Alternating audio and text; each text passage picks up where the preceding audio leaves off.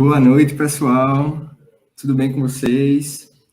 Estamos em mais uma aula aberta aqui da Lattes, certo? É um prazer ter vocês aqui. Espero que aproveitem e aprendam bastante aqui. A gente convidou o pessoal da Infobio para fazer essa aula aberta com a gente, certo? Com o tema de a introdução à bioinformática, um tema que eu estou muito ansioso para aprender um pouco mais, certo? E eu vou puxar aqui um pouquinho a galera da Infobio para falar um pouquinho mais sobre eles. Para vocês que não conhecem, a Lattes é uma liga acadêmica de tecnologia e inovação na saúde aqui da Universidade de Pernambuco, da qual eu sou o presidente. E a gente fez essa parceria com a Infobio Júnior, que é uma empresa júnior de informática biomédica da USP de Ribeirão Preto, certo? Eu vou chamar a galera, um por um, aqui, para ir se apresentando e falando um pouco mais sobre a Infobio e sobre ele, certo? O primeiro que eu vou chamar aqui vai ser Renan, certo? E aí, Boa Renan, noite, tudo gente. certo? E aí, como é que vocês estão? Tudo bem? Ansiosos para a aula? Então, eu sou o Renan, eu sou diretor de projetos da Infobio Júnior e graduando também em Informática Biomédica da USP de Ribeirão. Muito bom. Eu vou chamar agora aqui a Bárbara para se apresentar um pouco, certo? Oi, Bárbara, pode se apresentar aí. Galera, eu sou parte do time da equipe de marketing da Infobio e eu tô no último ano de BM, logo aí tô graduando e é isso. É isso aí. E agora eu vou chamar aqui o Henrique, certo? Para se apresentar um pouco. Opa, Henrique. Oi, gente, boa noite. Meu nome é Henrique, eu sou membro da qualidade da Infobio e também estou no último ano. Falta pouco para me graduar aí também e estou ansioso aí para a aula. Então, a galera aí com experiência, né? Uma galera que é de empresa júnior, que aprende na raça, na prática mesmo, como funcionam as coisas. E eu queria que vocês falassem um pouquinho mais aí, antes de começar a aula, sobre a Infobio, o que é a Infobio, para quem não conhece, o que é uma empresa júnior, e qual a importância da empresa júnior para vocês e para a universidade, certo? Qualquer um pode falar aí, pode ficar livre. Bom, a empresa júnior, ela é muito importante para um curso, justamente para colocar esses conhecimentos na prática. Sabe, é muito importante, claro, aprender toda a teoria na sala de aula, só que fazer parte desse time da empresa júnior é muito bom, tanto para aprender coisas como relacionamento entre equipes, contato com clientes, quanto para, de fato, colocar esses conhecimentos na prática. Então, fazer parte desse time é realmente uma experiência sensacional. Muito legal mesmo. Eu vou deixar aqui, ó, o arroba da Infobio, certo? Para vocês seguirem eles lá no Instagram e para saberem um pouquinho mais. Arroba Infobio Júnior, tá bom? Então, daqui a pouco eu tô mandando o link também aqui no chat para vocês. E aqui é o arroba também da Lattes, caso vocês queiram acessar, certo?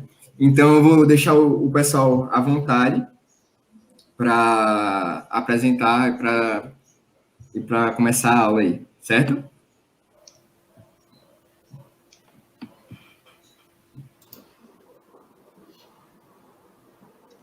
Bom, vamos lá, então. Eu vou introduzir um pouco para vocês sobre o que é a bioinformática de forma geral, para a gente começar a nossa aula. Então, o que é a bioinformática? A bioinformática, ela é uma vertente de pesquisa que ela envolve aspectos multidisciplinares.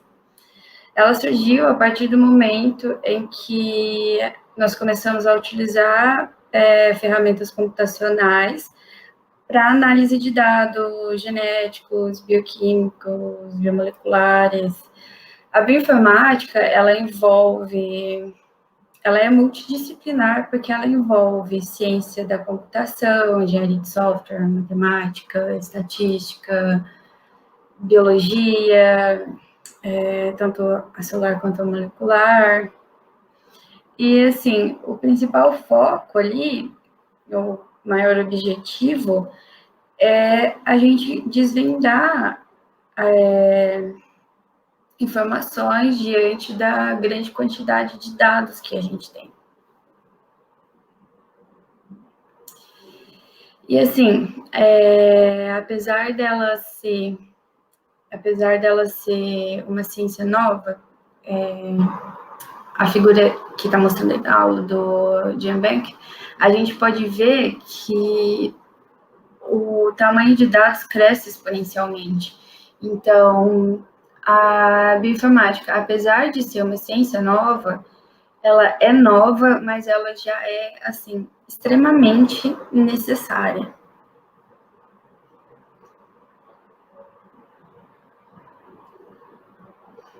E aí, vocês perguntam, o que é necessário para ser um bioinformata? O que eu preciso?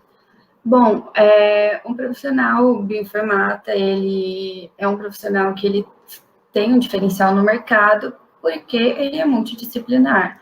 Então, para ser um bioinformata, você precisa ter familiaridade com biologia molecular, ciência da computação, matemática. Também diria para vocês fazerem IBM, que aí vocês ganham a bagagem toda. E agora vamos para as bases em biologia molecular. Eu vou dar um geral para vocês depois entenderem como que a bioinformática trabalha dentro disso. Bom, os organismos vivos, eles são compostos por diferentes números de células. Por exemplo, nós somos um vasto organismo complexo e multicelular, tem organismos que são unicelulares, mas todos células. E dentro da célula, nós encontramos a informação genética e as maquinarias que permitem também que a célula gere uma nova cópia com toda a informação que ela já tem.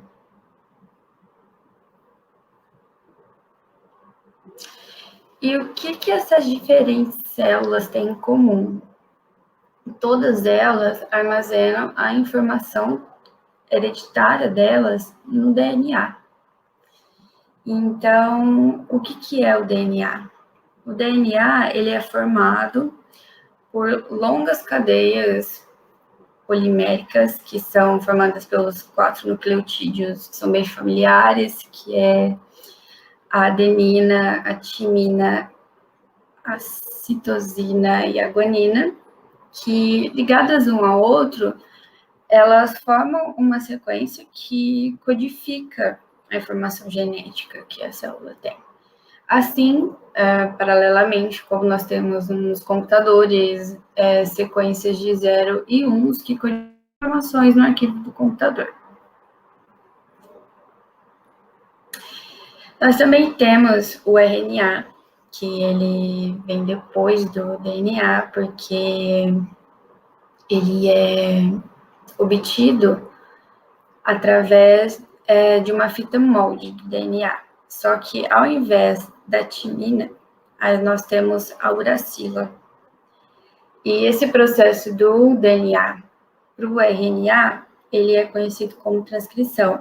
E aí, depois, quando nós já temos o RNA, a célula consegue terminar de produzir ali as proteínas ou o que ela precisa com as informações que ela tem. O dogma central da biologia molecular, ele fala justamente desses processos, como esse fluxo de sequência de informações genéticas, ele funciona. Ele foi criado pelo Francis em 1958, e ali a gente pode ver que tudo começa com o DNA, ali ele pode também se autorreplicar. O processo do DNA para o RNA é conhecido como transcrição. Do RNA, ele também pode se replicar e pode ocorrer a transcrição reversa, que é ele voltar para o DNA. Mas depois da transcrição ali do RNA, nós temos mais um processo que vai ser quando tem a tradução das bases, e aí elas começam a formar as cadeias poliméricas e de acordo com as sequências ali de nucleotídeos e, enfim. E, por enquanto, de Biomal é isso. Se vocês tiverem alguma dúvida, depois vocês podem me perguntar no final.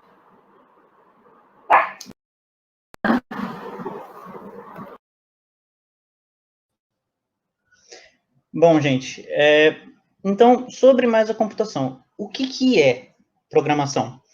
Programar nada mais é que a arte de dar tarefas específicas ao computador por meio das famosas linhas de comando, os códigos de programação. E um bom código, ele é composto principalmente por uma lógica muito definida e com um sentido especificado. Para que isso seja alcançado, são fundamentais também os comentários de código, que são nada mais que breves, curtinhas explicações contando o que você está fazendo ali. Principalmente para que outra pessoa também possa, outros programadores da sua equipe possam entender qual tarefa está sendo concluída ali, qual raciocínio você usou para estruturar o seu programa, para que todo mundo compreenda o que você está propriamente fazendo ali e para que seja mais fácil dar manutenção para esse código se futuramente for necessário. Para começar a escrever um código, o mais importante é analisar o que você tem à sua disposição. Tanto as linguagens de programação propriamente ditas, como plataformas de programação existentes, e você deve escolher sempre a mais viável, a que tenha maior suporte, maior possibilidade de ajudar você a concluir a tarefa que você quer. No mercado existem diversas, com infinitas possibilidades, e as principais delas, eu trouxe aqui para vocês, são o R, que é perfeito para análises estatísticas e até para construção de gráficos dos mais variados tipos, o PHP, que é ótimo para manipulação de dados, o nosso querido Java, que é adequado para programadores que gostam de executar código em vários tipos de dispositivos, o Python, que é uma linguagem, além de ser de fácil aprendizado, ela é muito flexível, sendo ótima tanto para desenvolvimento de sites, quanto para a construção de inteligências artificiais e para colocar em prática o famoso machine learning. E o C++ também, que é conhecido também pela sua versatilidade, seja para criação de jogos, seja para até criar outras ferramentas que deem suporte às linguagens de programação. A prova dessa importância dessas linguagens é que muitos dos principais pacotes da bioinformática foram criados com essas linguagens. Então, eu separei aqui alguns dos pacotes utilizados, e tem o Bioconductor, por exemplo. Ele foi construído inteiramente em R. Então, se você for fazer algum tipo de análise de gene, e com vários tipos de análise, é ótimo para manipulação de sequências de gene e para visualização de estruturas de proteínas. O BioPHP também, que é muito bom para analisar e comparar sequências de aminoácido. Então, as possibilidades de pacotes existentes da bioinformática são muito boas. O BioPython também, que é perfeito para a criação de inteligências artificiais na área da bioinformática. Tem também o Emboss, que é outro pacote que foi criado em C e C++. Então, não só saber programar é importante, mas sim ter ideia do universo disponível. Saber escolher a melhor plataforma, a melhor linguagem de programação possível, é meio caminho andado para você ter um bom programa. E falando mais um pouco da informática, da parte de biológicas, o que seria o famoso alinhamento de sequências? Quando você quer alinhar duas sequências de caracteres, você faz isso inserindo os passos nessas sequências, para que então, quando você bater uma com outra, você possa ter caracteres emparelhados, um com o outro da forma correta. Como vocês podem ver aí na figura, vocês têm as duas sequências em cima, e embaixo dá para ver o alinhamento feito, com esses espaços inseridos, e as bases nitrogenadas, como a Bárbara citou, ficam emparelhadas do jeito que elas devem ser. O A com o G, o C com o T, bonitinho.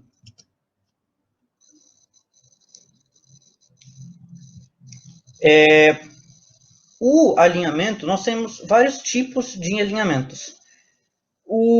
Ele é realizado basicamente para comparar sequências, como o próprio nome diz, para que a gente localize trechos homólogos. E isso apontam funções com diferentes estruturas e interferências filogenéticas fundamentais para o ramo da bioinformática. E tem tipos de alinhamentos diferentes. O alinhamento global, por exemplo, ele é dado quando duas sequências são comparadas em sua integridade, ou seja, suas extensões completas, colocando para que, quando você quer ver sequências, num geral, semelhantes, comparando o que há de igual entre elas. Nós temos também o alinhamento local, que é dado quando dois trechos específicos de cada sequência são comparados entre si. Então, ao invés da sequência inteira como global, são dois trechos específicos. E nós temos também o alinhamento múltiplo, como ele é mostrado aí embaixo, que é quando você vai comparar sequências, várias sequências diferentes, e alinhadas simultaneamente. Ou seja, a partir disso que é possível construir as árvores filogenéticas. Então, é muito importante não só saber a programação na bioinformática, mas também ter a base da biologia e dos ajuda muito na hora de trabalhar com a bioinformática.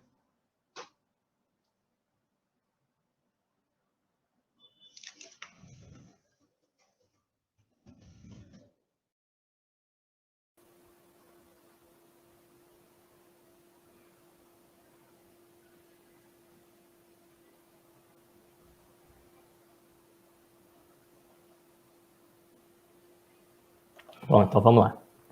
Me apresentando de novo, boa noite, meu nome é Henrique, e eu vou agora, já que a gente tem o básico de computação e de biologia que foi falado aí anteriormente, vamos começar agora um pouquinho com a parte de bioinformática em si mesmo. Então eu queria começar falando aí pelos bancos de dados biológicos e principalmente pela metagenômica. A metagenômica é uma técnica de sequenciamento onde você vai sequenciar o DNA de um ambiente todo. Então, não é um ambiente muito grande, claro. Então, exemplo de ambiente seria um pedaço da pele humana. Então, quais são os micro-organismos que estão presentes na pele humana? Quais organismos a gente vai encontrar no ambiente, por exemplo, água parada e assim por diante. Alguns exemplos de bancos de dados que a gente tem, eu poderia citar aí o MGRAST, que é um banco de dados filogenético, onde a gente vai conseguir ver a ancestralidade desses micro-organismos. Temos aí também o Web Metagenomics, que, como o próprio nome diz, é um banco de metagenômica. Interessante desse segundo banco aí é que a interface dele é bem intuitiva, e ele te dá os ambientes para você colocar e escolher quais micro-organismos você quer ver ali. E outra coisa que eu queria também apontar dos bancos de dados é a colaboração.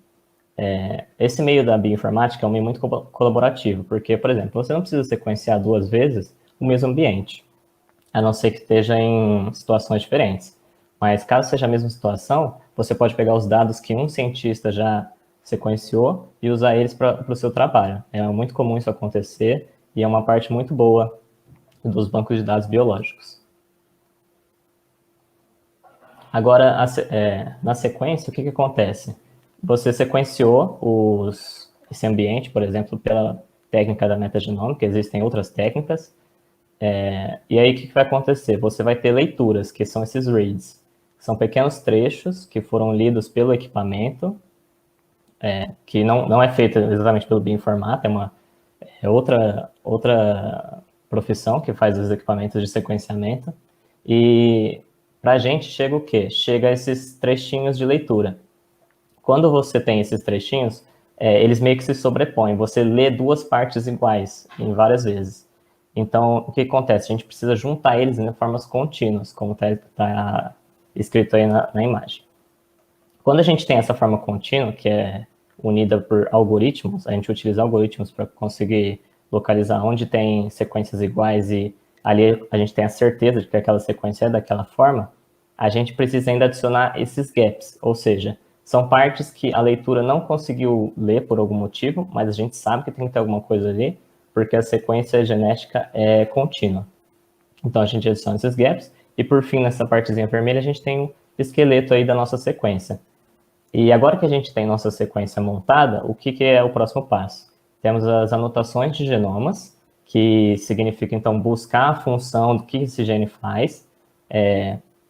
Como eu acho que não sei se ficou muito claro o que é um gene, eu vou explicar aqui rapidinho. Então, gene é aquela sequência que a Bárbara mostrou e que o Renan também mostrou ali no finalzinho, de A, T, C e G, que a partir daquilo ali a gente vai gerar proteínas, e a proteína é como se fosse o trabalhador comum da célula. Para qualquer coisa que a célula vai fazer, ela vai precisar de alguma proteína, e proteínas específicas para cada tarefa.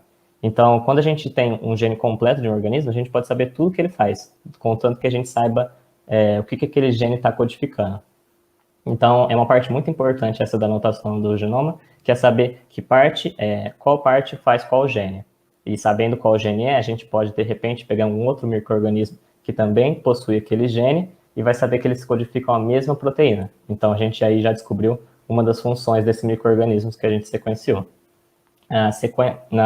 Em seguida, tem a predição e a similaridade, que é uma forma de buscar essa anotação de genomas, que é buscar exatamente isso, um micro-organismo parecido ou similar, que possui trechos de gene iguais, que a gente vai saber que codifica essa proteína que vai fazer cada função do micro-organismo. Então, caso um micro-organismo novo apareça e a gente sequencie, basta buscar um similar, que a gente já vai ter boa parte do que ele consegue fazer. Aqui tem uma outra parte, que é a bioinformática evolutiva, também muito interessante. Aqui a gente quer estudar a ancestralidade dos genes ou proteínas, né? Um está ligado ao outro, o gene codifica a proteína. Então, o que acontece? Um termo muito importante que eu preciso estabelecer aqui logo de cara é a homologia. Então, um gene ser homólogo a outro gene significa que eles possuem funções iguais que vieram de um mesmo ancestral. Então, é uma coisa que não apresenta níveis.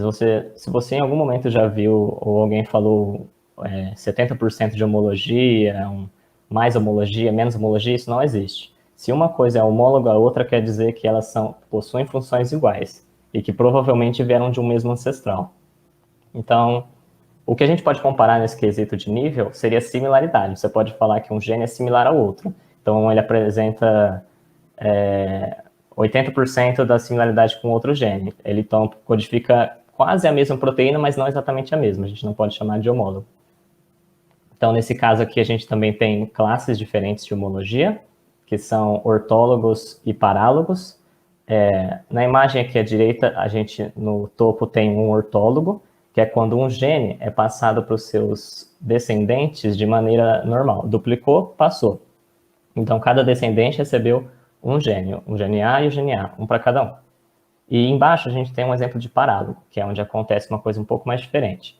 Um gene é passado normal para um dos descendentes e antes de ser passado para o outro gene, ele sofre uma duplicação. Então, o que acontece aí? Um dos genes vai continuar sendo expresso e virando proteína, né? Porque é o que ele já fazia, uma função que o organismo precisa. E na sequência, esse outro gene, a linha, ele não vai sofrer tanta modificação ao longo do período, porque ele não vai ser expresso. Então, o ambiente não vai fazer uma seleção natural em cima desse gene. Aqui tem um exemplinho. À direita aqui a gente tem uma proteína, esse emaranhado aí. Isso é uma proteína dentro das células. E essa hemoglobina é um exemplo de ortólogo, porque todos os vertebrados possuem praticamente a mesma hemoglobina. Elas não sofreram quase nenhuma alteração e todas elas têm a mesma função, de pegar o oxigênio que a gente respira e distribuir pelo sangue.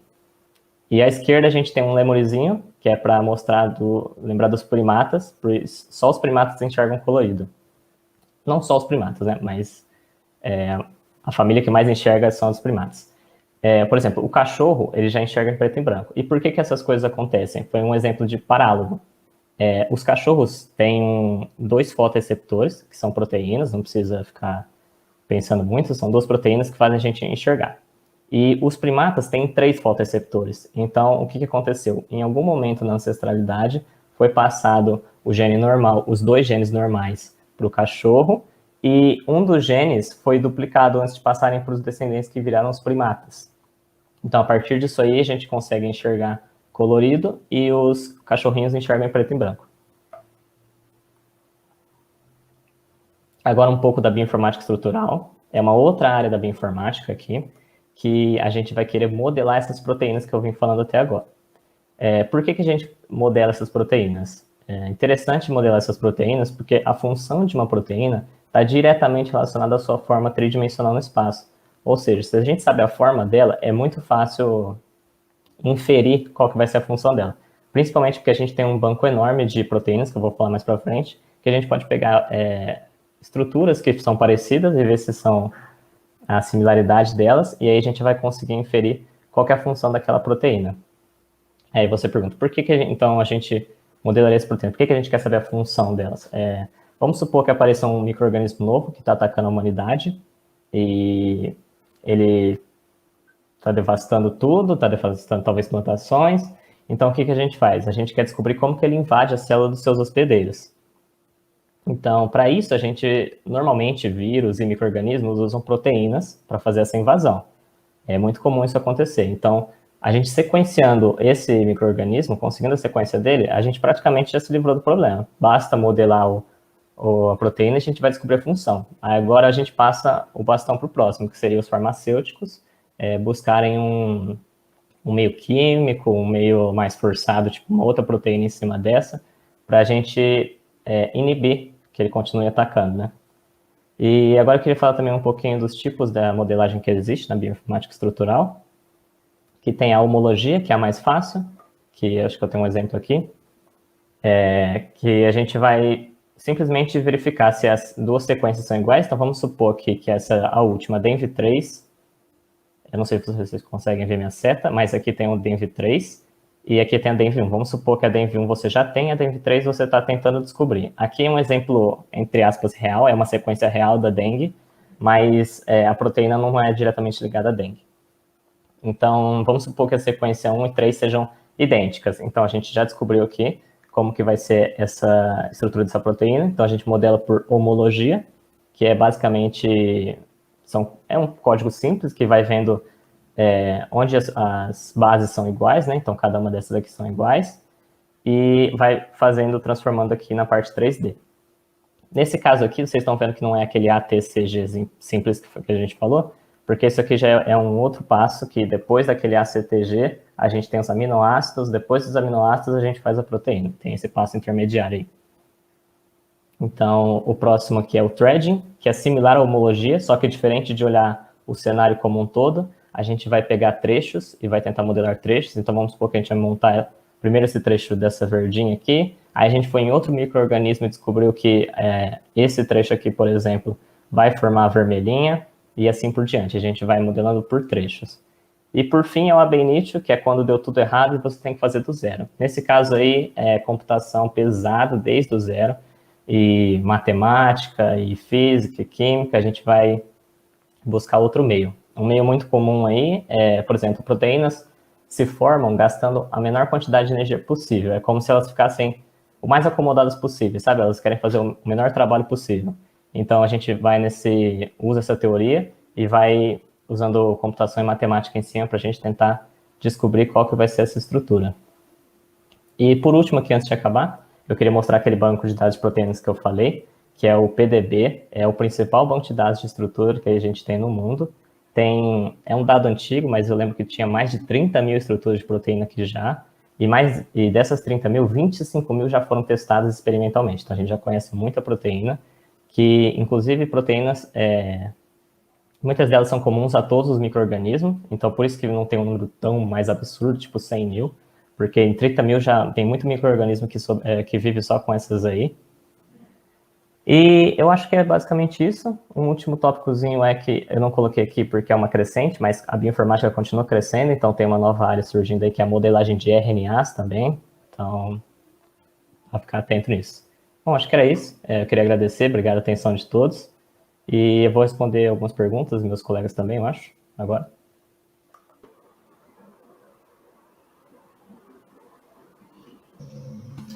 Muito obrigado, pessoal, primeiramente. Agradecer. Eu vou botar aqui a pergunta do pessoal, certo? Começando aqui no início, a primeira pergunta que a gente teve foi do professor Márcio, um dos professores orientadores aqui da gente da Lattes. Então, ele perguntou o seguinte: se existe espaço para engenheiros na bioinformática? Sim, sim. Como um engenheiro poderia dar início na bioinformática? Então, o bônus aí que a engenharia tem é que os engenheiros já têm no curso uma base de programação. Então, no caso, o que seria indicado é a pessoa que fez engenharia e quer entrar para a bioinformática, ela precisa buscar conhecimento ali na base de biologia molecular e às vezes fazendo cursos ou assistindo a aulas. Fica o convite também para a nossa semana da IBM, né, que a gente tem todo ano, que também, tipo assim, é muito bom, porque tem várias palestras, tem vários mini cursos, assim, então dá um super direcionamento. Mas, a priori, assim, ali, de início, seria a pessoa construir e se familiarizar ali com a base de biologia molecular celular. Muito legal. Se eu puder adicionar Com uma coisinha certeza, mais. fica à vontade. Ela falou também da base da biologia, muito importante, é o primeiro passo mesmo. E eu queria lembrar aqui de um trechinho que eu comentei, que foi na parte do sequenciamento. As máquinas de sequenciamento, informatas não mexem em máquinas, então fica tranquilo. Mas então esse é um espaço para engenheiros, né? Construir essas máquinas que estão sempre evoluindo, porque a gente ainda gasta muito dinheiro para sequenciar, ainda não é tão fácil. Então é uma área aí muito interessante para eles entrarem. Muito legal. Não sabia que essa máquina só engenheiro fazia. No caso, vocês é Vocês só que uma são engenheiros, programação. né? Mas a gente aqui não faz nada disso. Tem outra pergunta de Márcio aqui também, em relação agora aos médicos. Se os médicos podem atuar também, qual é a relação entre os médicos e a bioinformática?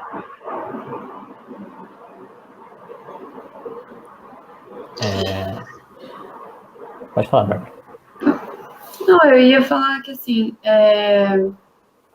dos médicos, a parte que a bioinformática, em geral, ajuda na medicina, assim, além de... Como eu posso explicar? Não de um contato direto ali com o médico, mas a gente produz muita coisa, assim, bastante análise, bastante coisa para auxiliar em diagnósticos e auxiliar nas pesquisas também, às vezes de doenças mais raras e sequenciar e tudo mais. Agora, se você é um médico e você quer entrar para a bioinformática, assim, aí você tem que começar ali com a sua base de programação, como o Renan já tinha falado ali na parte de computação, conhecer alguma linguagem, aprender a programar, para poder aplicar isso ali na área da saúde. Muito legal. Tem um pessoal aqui muito interessado pela área. Teve outro que perguntou sobre a física médica, que se também tem espaço dentro da engenharia da informática biomédica. Mas acho que seria o mesmo caminho da engenharia, né? Não sei. É parecido, né? Tem um curso, eu não sei se ele faz parte do curso aqui em Ribeirão Preto também tem um curso de física médica. Então, já teve transferência e já teve gente que pega as matérias do nosso curso também para fazer, que se interessaram por esse lado. Então, é um possível caminho, mas pelo autodidatismo também é possível. Se quiser começar a aprender, eu acho que, se eu não me engano, o daqui eu sei que tem computação básica. Então, eu não sei se eles têm aí também, de qual curso está fazendo. Mas, então, a computação básica, a biologia provavelmente já tem, né? Física médica. Então, acho que é mais essa parte, pegar a parte da computação e fuçar, ir atrás. Eu não vejo outro caminho. A gente vê que é bem interdisciplinar, né? Então, Sim. quem se interessar e ir atrás consegue o conhecimento, né? Tem uma pergunta aqui do Ibson agora. Quais são os principais impactos positivos que a bioinformática trouxe para a ciência?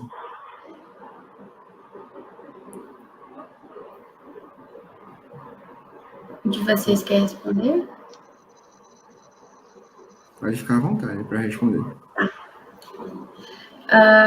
Assim, pela minha experiência ali da parte de bioinformática, pelo que eu vejo bastante, é que, principalmente ali na análise dos genomas, ali das ômicas, a bioinformática é muito útil para identificar, principalmente ali, assim, na parte de doenças ou identificar alguma mutação que esteja causando algum dano. Então, assim, eu acho que essa parte é uma parte muito grande da bioinformática ali na ciência, porque a gente consegue contribuir com as nossas ferramentas para auxiliar ainda mais nas pesquisas e auxiliar mais ainda nos diagnósticos, por exemplo, também.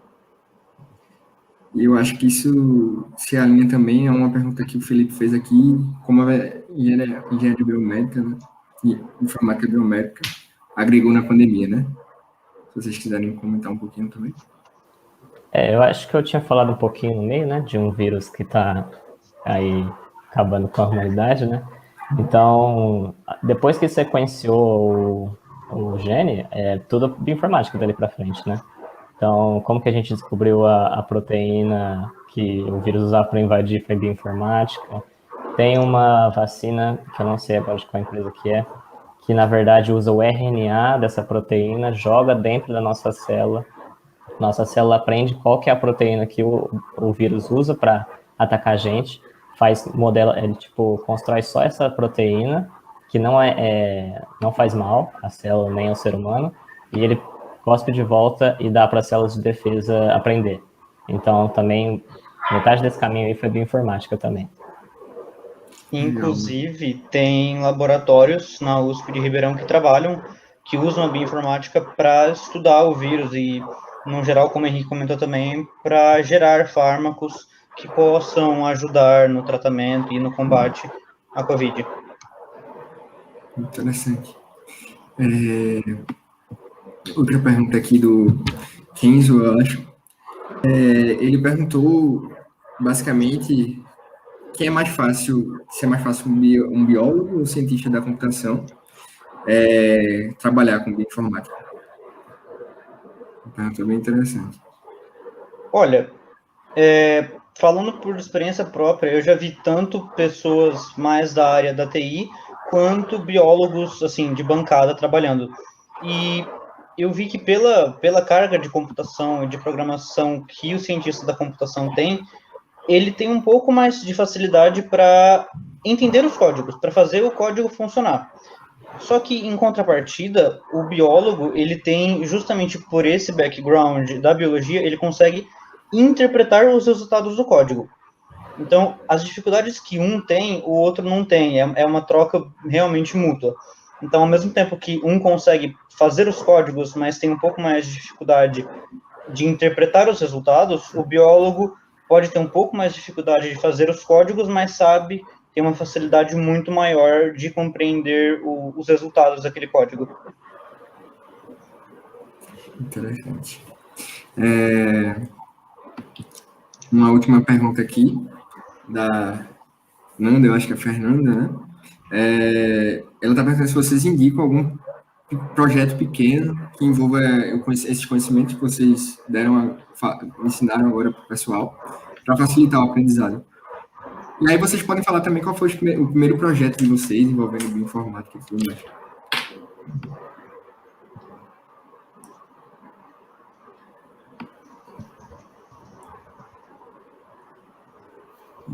Quem quiser falar, pode falar.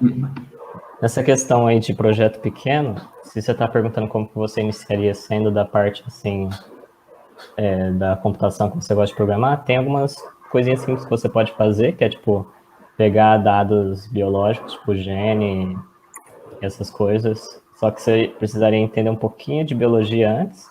Então, assim que você entender esse pouquinho de biologia, tipo, a parte que a Bárbara explicou ali, se você pegar o slide, é aquilo ali que você precisa. E a partir daquilo ali, você consegue, por exemplo, fazer pequenas análises. Então, você faz uma análise e descobre qual gene está sendo mais expresso, qual a proteína que vai sair daquele gene, coisa simples. É um exemplo que eu podia dar. Muito legal. Só estou confirmando aqui se eu pulei alguma pergunta. Caso eu tenha pulado a pergunta de alguém, pode enviar de novo aqui no comentário, certo? Para a gente responder. E caso alguma pergunta não tenha sido respondida, a gente vai falar com vocês diretamente. Teve alguma pergunta aqui do Felipe, perguntou como é o cenário de bioinformática aqui em Pernambuco. Assim, eu não sei se o pessoal vai saber informar isso, porque eles são de São Paulo, né? Mas, Felipe, fala com a gente no Instagram da Lattes, que a gente vai mandar essa informação para você. A gente bota tu em contato com algum profissional da área aqui em Pernambuco para ter uma conversa melhor com ele, certo? Porque eu acho que seria a melhor forma de você se informar sobre isso.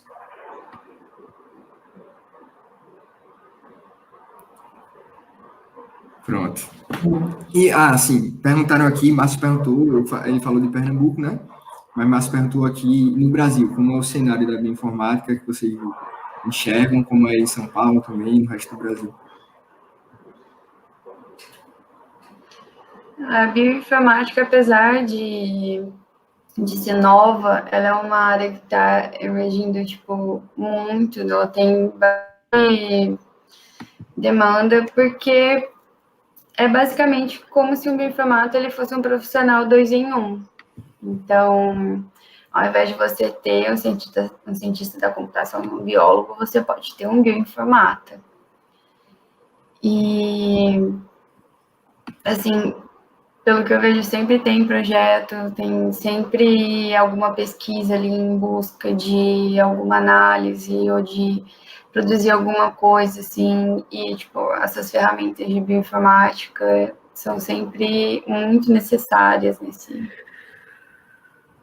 campo. Então, assim, é um campo que está crescendo muito, e como eu mostrei ali no começo da aula, os dados do GenBank, cresce exponencialmente, assim, o volume de dados, então a gente sempre está aí precisando de ferramentas e de gente também para manipular tudo isso. Muito legal.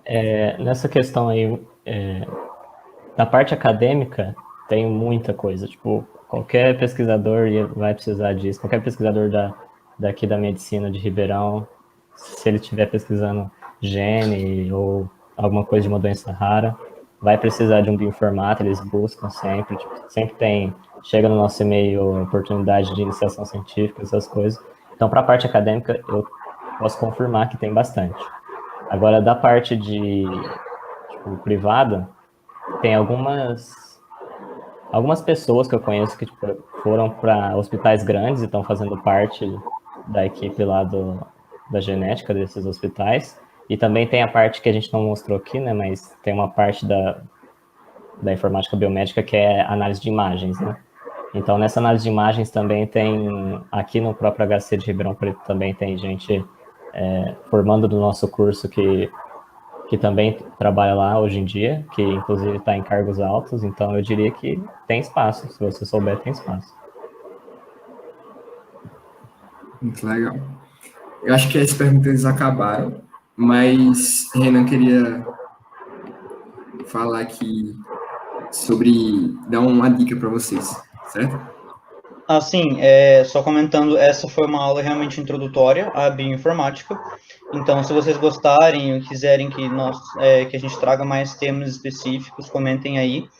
E falando também em introdução, tem um curso da Coursera que é realmente introdutório, é esse que o João está colocando para vocês aí. Ele é realmente introdutório, mas vai ajudar a elucidar um pouco mais dos conceitos que nós mostramos aqui.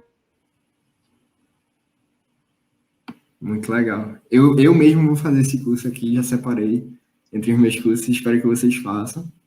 Também, eu também gostei muito da aula. E quem gostou também, comenta aí, curte, compartilha.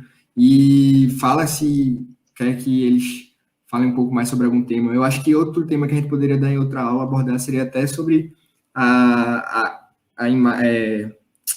parte da imagem, né? De processamento de imagem e tudo mais. E Márcia até perguntou aqui para vocês falarem um pouquinho mais sobre a área da atuação nessa parte de imagens médicas. Essa é uma outra área muito grande que merece, acho que, uma aula inteira para isso, né? É como se fosse a bioinformática, só que é uma outra área completamente diferente. E eu até diria que tem pessoas mais qualificadas aí do nosso curso para falar sobre isso, que têm experiência própria já.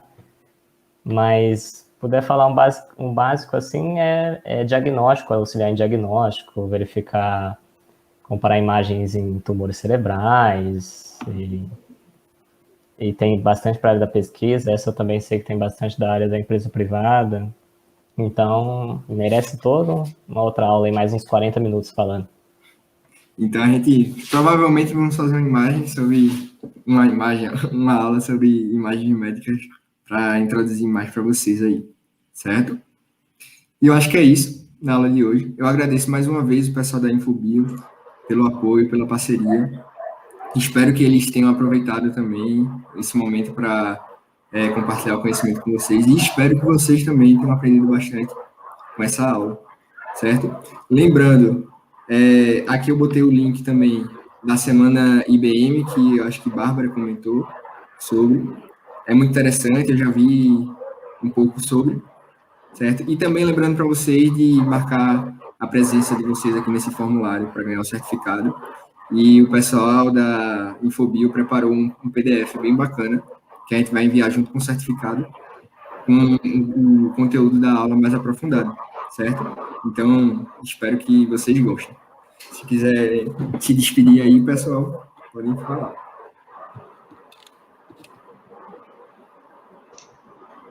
Muito obrigado pela presença, gente. Muito obrigada, gente. Muito obrigada pela presença e pelo convite. Se vocês quiserem mais, é só contatar a gente aí de novo.